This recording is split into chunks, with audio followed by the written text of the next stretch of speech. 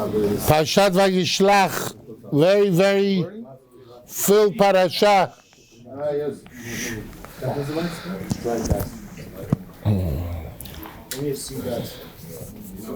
The biggest fight and the biggest war is in this week's parasha. Like the Chovat HaLevavot writes, somebody that came back from war, from a physical war. He told him, you came back from a physical war, from the smaller war, and you're on the way to a bigger war. What's the bigger war? Milchemet HaYetzer. Says Chovat HaLevavot, Bata milchama haktana lemilchama hagdola. What they're doing in Israel now is milchama ketana. Be'ezat Hashem, it should be finished very quickly. Amen. Today they had to go in, unfortunately, again, because the bunch of liars, the Arabs, they don't know what they have, where they have, they don't know nothing. They're just ish pere adam, wild man. But the biggest milchama is what we do every day, which it's called milchemet hayetzer. Because we wake up in the morning, because we come to shul, because we pray, because we do what Hashem wants us to do. That's the biggest challenge that we have in our lives. And the first one who really had that war was Yaakov Avinu. Yaakov Avinu was transferring his wife and kids and all his utensils across the river, the Ma'avar Yabok, the Yabok River. And when he was transferring the little items, he forgot some small things. Pachim Kitanim, he forgot the little items. And he went back. And at that time, he was vulnerable, and we're going to discuss why he was more vulnerable at that time. And the Sar, the leader, the governor of Esav, came to say hello to him. And not such a good format. He was trying to destroy him. He was trying to beat him up. It wasn't a physical battle. It was a spiritual battle.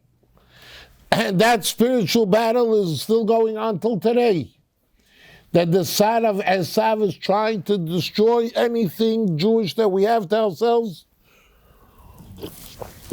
Any Kiddusha that we have, any loyalty, anything, they're trying to destroy. Vayar kilo yacholo, and he saw that he couldn't get him. Vayigat bekaf yerecho, and he gave him a beating on his thigh, and he was limping. And because of that, we know there's a mitzvah of the Kelal Yisrael, we can't eat Gida Nasheh. Al ken lo yochilu b'nei Yisrael Gida Nasheh. Some people over here are familiar with that concept, that it's one of the veins in the thigh, and you have to clean it out. And when you clean it out, you have to be very meticulous. The old timers know how to do it. Now, with a lot of butchers, they just throw out that whole piece of meat, or they give it to the halal people. Machshemam. They give it to them, and they give it to them. That's how they don't lose their money. But during the fight, the Malach tells Yaakov Avinu, Lo Yaakov yikare shemcha Yisrael. Lo Yaakov yamer od shemcha kim Yisrael. Your name should not go from Yaakov. It should only change to Yisrael. Why? Ki sarita im Elohim v'manashim v'tuchal. Because you made a fight, you put up a good fight, and you won. We know, it's mevurah by, they say it from the Arizal, that every father that gives a name to a child, it's a cause, and it reflects the nature of the child. It reflects the teva of the person. Gabriel is a malach. He did things. Shema, it's not a pashut name. Now, why did your father give it to you? You think that it's because of whatever? There was a Ruach HaKodesh that you had. Your name has to be Gabriel, and your name has to be Israel. Why Israel? Because you're a fighter. You should be a fighter. Like Yaakov Avinu got that name Israel. Why? To fight, to do Ratzon Hashem. And that also means that if you're going to fight, you're going to succeed. So some people don't want to fight. It's easy street to sit back. So we're going to ask two questions and we're going to discuss it a little bit, the concept. When Hashem changed Avraham Avinu's name, and he said your name should not be Avram, only Avraham, Mara says that anybody who calls Avraham, Avram eno lechoteh, once Hashem changed the name, it's done. His name is Avraham now. Av Hamon Goyim. It changed his Metziut. It changed his being. A lot of times people, they're sick, they go change their name, they go to a rabbi, they ask for a different name. It's a different person. That's why when the person dies, even after, if they change the name and the person still dies, they don't keep the second name. But if he lives on, then they leave the name. Because the reason he got better is because instead of his name being Yecheskel, his name is Chaim Yecheskel. So Chaim Yecheskel lived, not Yecheskel lived. So that develops a character of the person. Because now his name is a different name. Refuah Shelema. Nama bat Merav Chana. Anybody else? Sason ben Shoshana. I don't know what his name is. Rachamim ben Sarah. Aviv ben Hadas. Raya bat Zilpa. Sonia Sara bat Biti. Refuah Shelema. Betoch Shar Cholei Yisrael, and also there was another 6 Pitzuim this morning for that. What? Yeah, it is crazy. And but you should know something. By us learning here,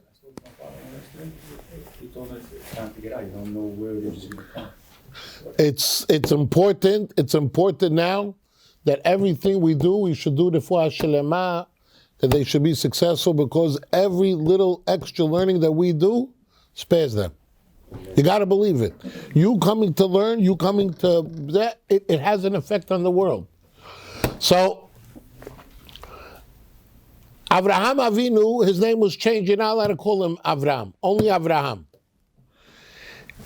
Yaakov, his name was changed. From Yaakov, the Malach tells him, Lo Yaakov Yamer Od Shemcha Kim Yisrael. You should change your name from Yaakov to Yisrael. What does that mean? You should change your name? Okay. What happens, says the Gemara? You still call Yaakov Yaakov and sometimes Yisrael. Why?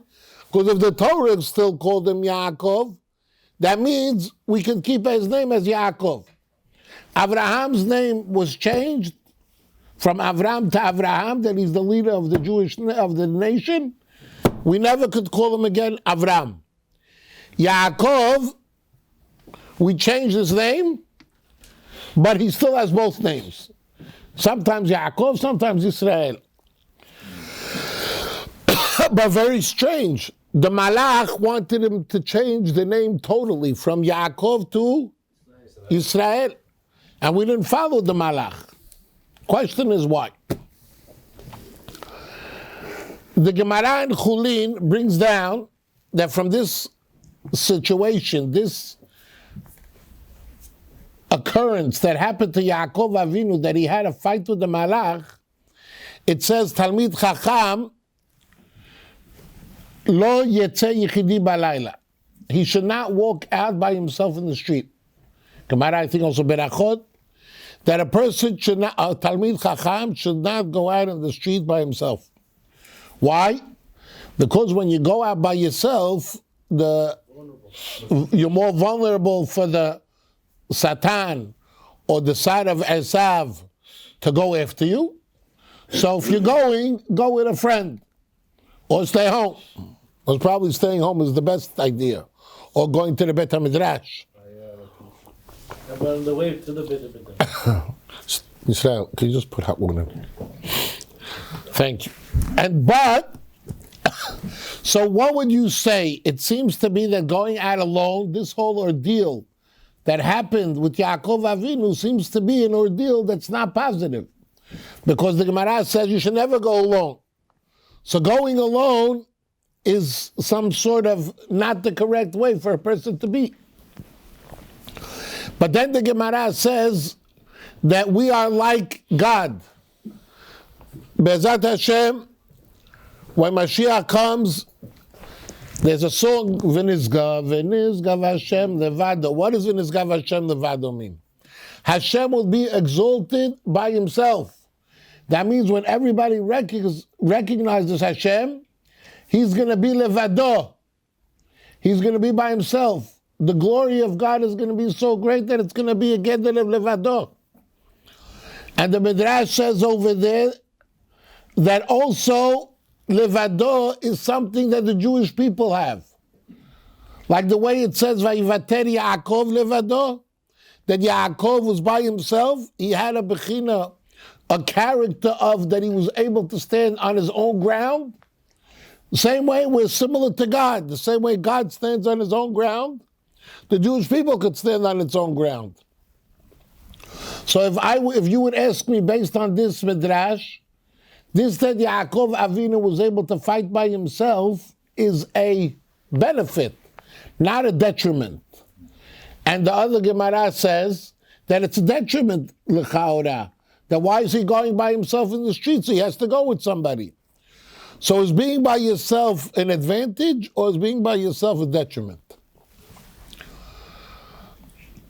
I'm going to discuss this concept. What is the character of Yaakov Avinu? Yaakov Avinu comes from Vayakveni ze pa'amayim. Yaakov was trying to be the firstborn. V'yado ochezet ba'akev esav. You know, when we were little kids, if you wanted to do shtick on somebody and wanted to make him trip, which was crazy, you knock his foot like a little bit, ke'ilu, you're not realizing it. You know what I'm talking about? Yeah, you still try to do it. Why too? I do it to my kids. What? He still does it to his kids. No way, who was the first one who tried to trip somebody with holding his ankle? Yaakov Avinu. V'yado ochezet ba'akev esav. What else did Yaakov Avinu do? He had a fight with Esav. Esav was a smart guy. But what did he do? He got him at his moments that he was vulnerable and he smashed him. The first time was, Avraham Avinu died, he went with a woman, he killed somebody, he did avodah zarah, so he saw that now is not a good time, he's on a down mode. He says, okay, I'm going to give you a few dollars, could you give me the bechorah? He got it. The next time, he tricked Esav into the berachot. His father came, he went, he brought it before Esav. He went through trickery. And he was successful. He became Bechor, right? And he got the blessings from Yitzchak Avinu. Only how? Because he was a tricker.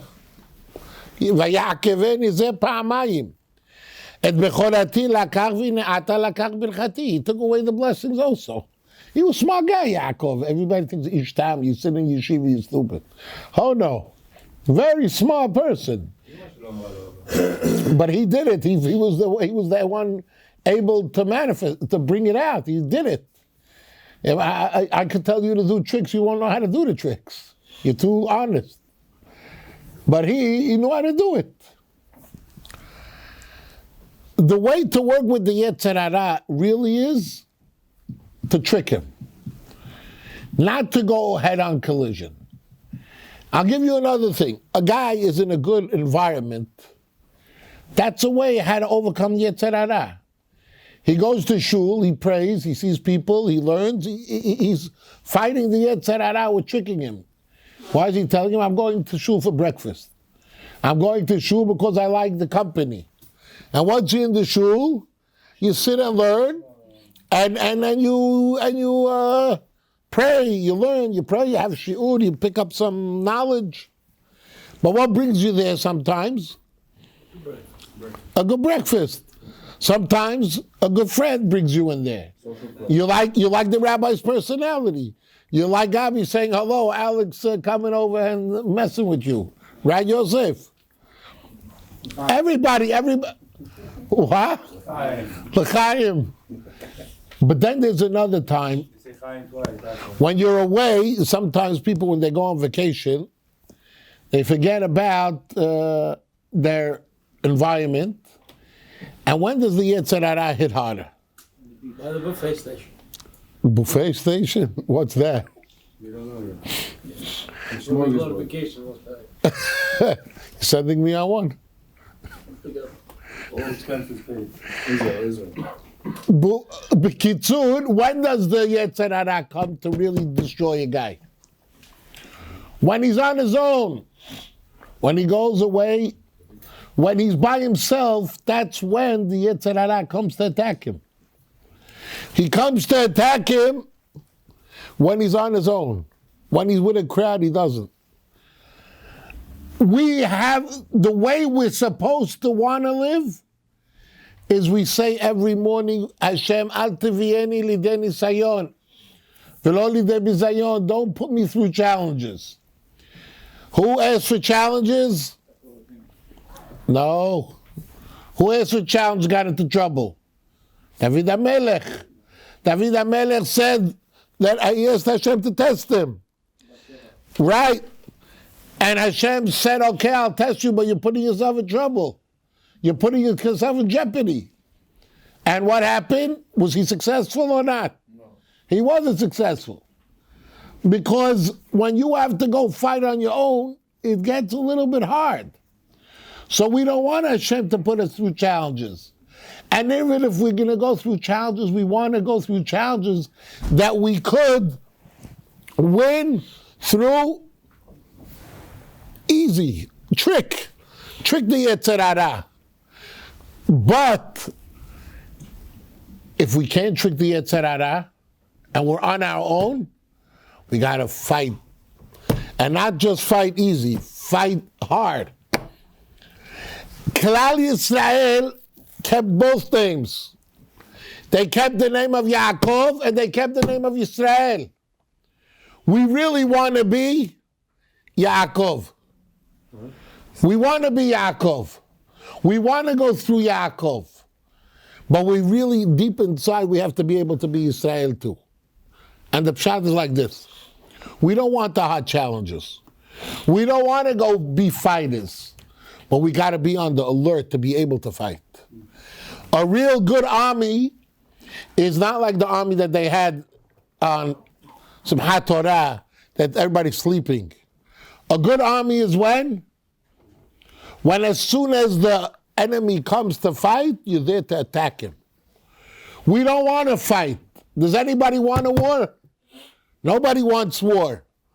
But if you're going to be ready for war, you're not going to have war. Remember, if you're ready for war, you won't have war. We rather deal with the Yetzer Hara easily. He comes up to you, this, that, you know what, it's my routine, I have to go, I'm embarrassed if I'm not going to come to shul. The people are going to start complaining. Where am I? Why didn't I show up? That's not good. I mean, that's the best way how to live. That you don't have to face the challenges. But you always got to be on the alert. We're Yisrael. Klal Yisrael are fighters. Fighters especially when it comes to the Yetzer Hara. And if we're not ready, what happens when we're not ready? October 7th. Or every day. Every day is the same thing. We have to always be on the alert. Jewish people have to be on the alert. And the Sad of Esav knew that. And I would like to add one more thing.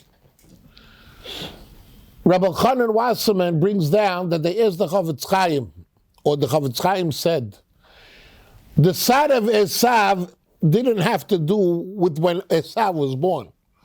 The side of Esav was already around before Avraham Avinu even. Why didn't he try to fight with Avraham Avinu? Why didn't he fight with Yitzchak Avinu? Why did he only come to fight with Yaakov?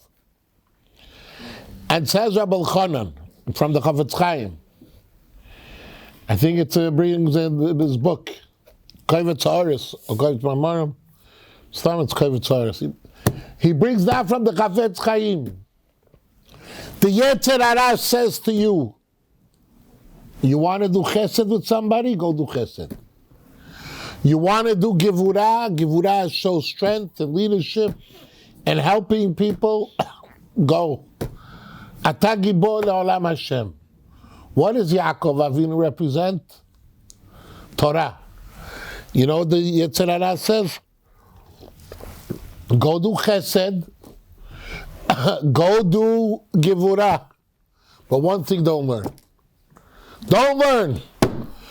Because it says in the Gemara, Le'olam yargiz adam Yetzer Hara Yetzer Hatov. You should always try to make the Yetzer Hatov win.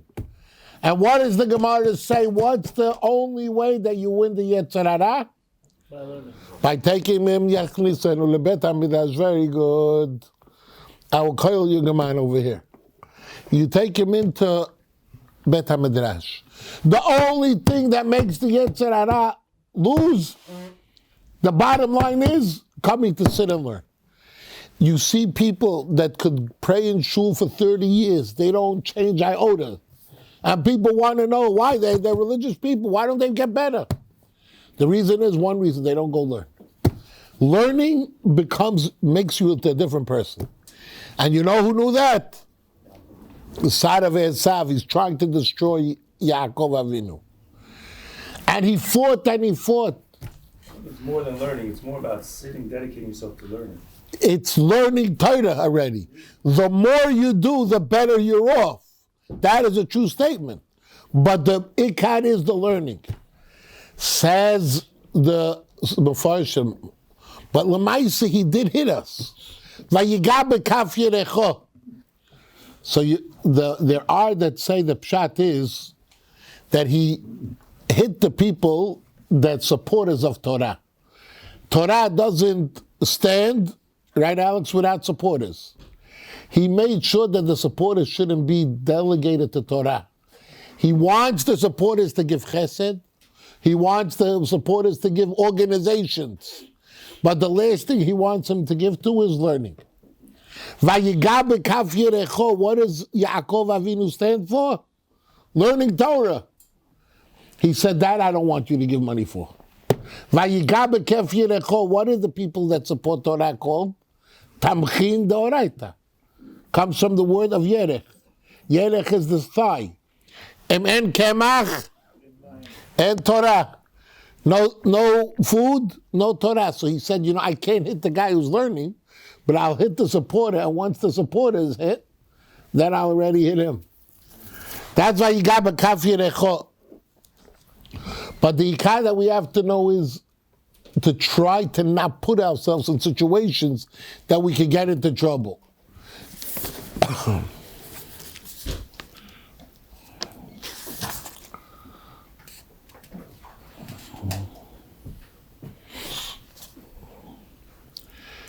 I would start off, and I think I know this person myself.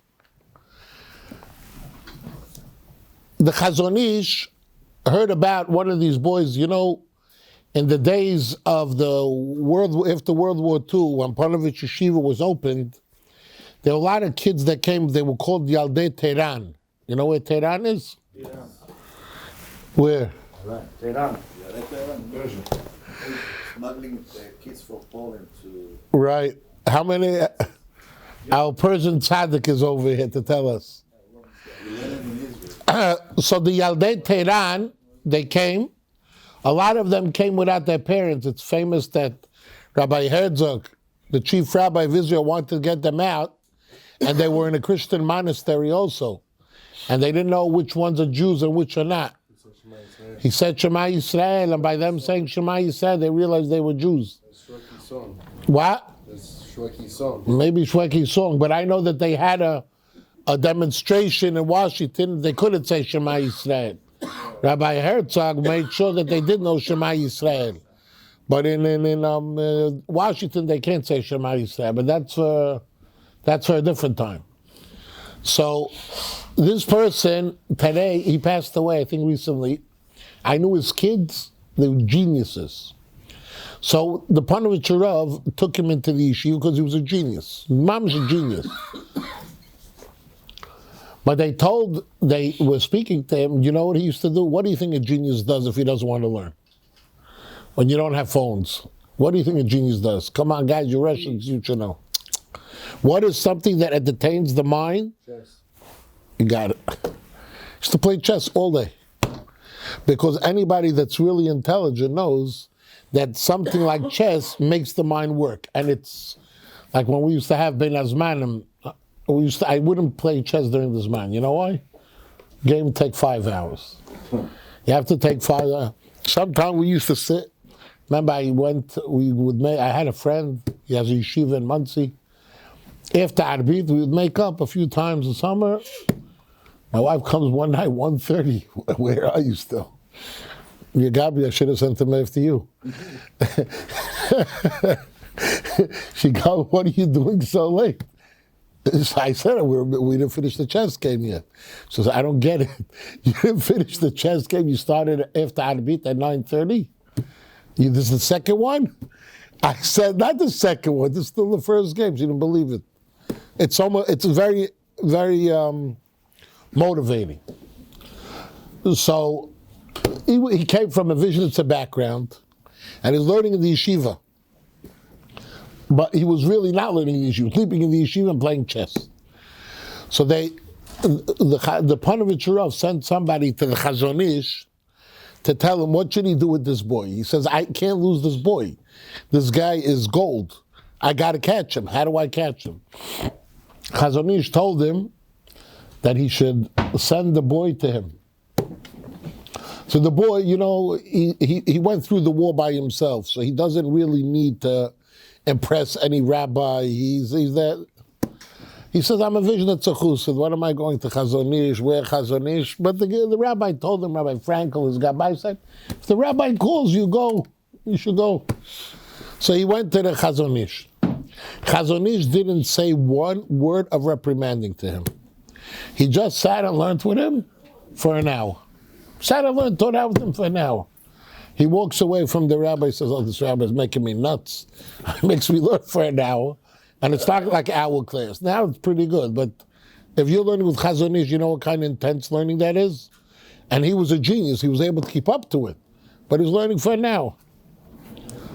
He learns with the Chazon Ish. Chazon Ish goes and tells him, it didn't do nothing. He came back, took off his hat, jacket, chess.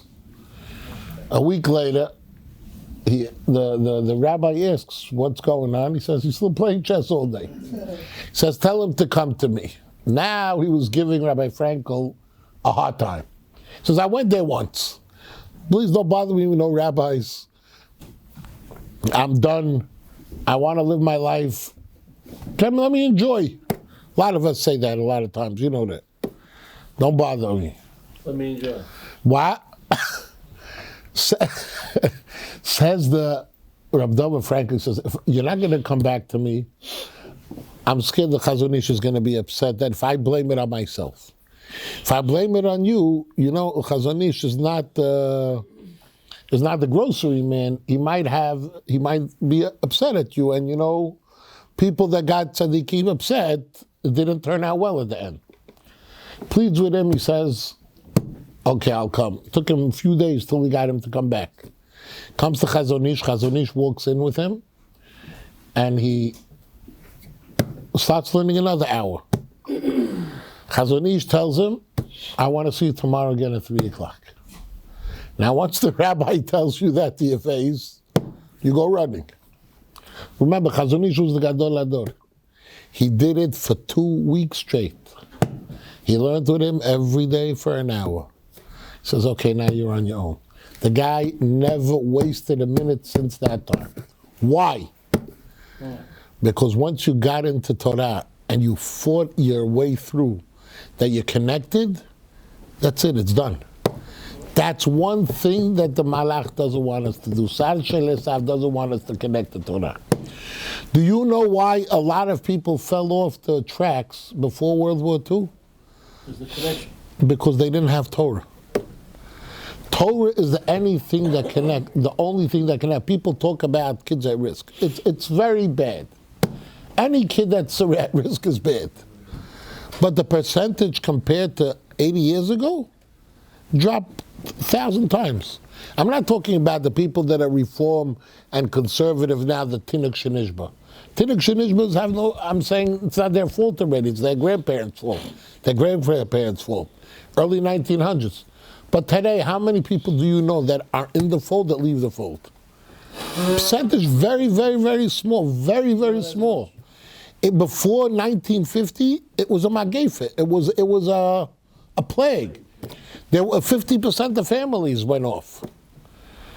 In Yerushalayim, guys, you could have people that their brothers cut off their hair, and they're no peot, and they go and you have brothers. What? They look like you. And you have brothers that have peot, long peot on. Because it was much more challenging. They didn't have yeshivas like today. And before, in Europe, World War II, Vayavek ish imo, there's one fight. We don't want to fight, but we have to be ready to fight. If you're not ready to fight, you're going to lose. Vayakveni ze pamayim. We rather do it under the tish, like they say, under the table. Go trick I'm coming to breakfast, I'm coming, do me a favor, my friends are there, I want to go. Convince yourself. Once you're there, you learn. You do the right thing. But sometimes you have to know that the Yetzer Hara is really out to kill you. And he's Vayavek ishimo adalot hashachar. He's going to continue fighting with us. What does adalot hashachar mean? Until the morning star comes up. When's that going to be? When Mashiach. Vayavek ishimo adalot hashachar. It's going to fight and fight. So a guy says, Rabbi, I'm always in a battle. You know what? I'm also always in a battle. We're all in battles.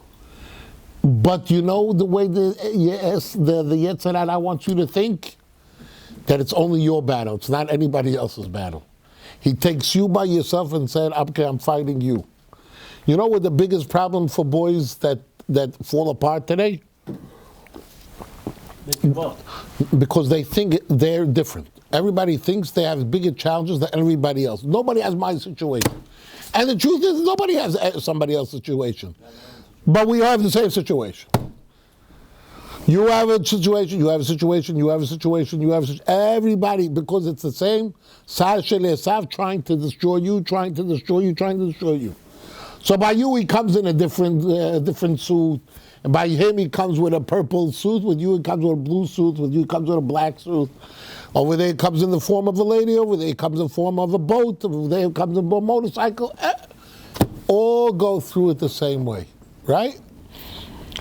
And you have to know that we're in this world to fight. And you have to be ready to fight. You got to pray to God that I don't want to fight. But a real Jew knows how to fight and succeed. Vayavek ishimo adalot hashachar. We're still fighting. We should pray to Hashem Yitbarach that Be'ezat Hashem we should stop fighting very soon. Amen. We should have the Ki'ala HaShachar. We shouldn't do a physical fights that we're going through now and the spiritual fights. The fighting in Eretz Yisrael should have Ki'ala HaShachar. It should have, what do you think they're trying to destroy? They're trying to destroy Torah. They're trying to destroy the Jewish people. That's what they're trying to do. That's why Yavek Yishimo. What are they fighting for? The Shaim River to the sea. How many people do we have in that small country? Not the size of New Jersey. We have 8 million Jews there, 9 million Jews. What are they bothering us? You have billions of Arabs and you have billions of miles of land. Why are you bothering us for? Jealousy. What? Jealousy. It's much deeper than jealousy. There's a deepness. That's the side of Esav and Ishmael always trying to destroy us. They're trying to destroy us physically. They're trying to destroy us spiritually. And we got to keep up the fight. Vayavek ishimo ad alot hashachar. We should pray bekarov b'yamenu. We should be zocher to this alot hashachar, to the rising of the beautiful glory, the sun of Mashiach Tzidkenu Merav Yamenu. Shabbat Shalom. Rabbi Hananya.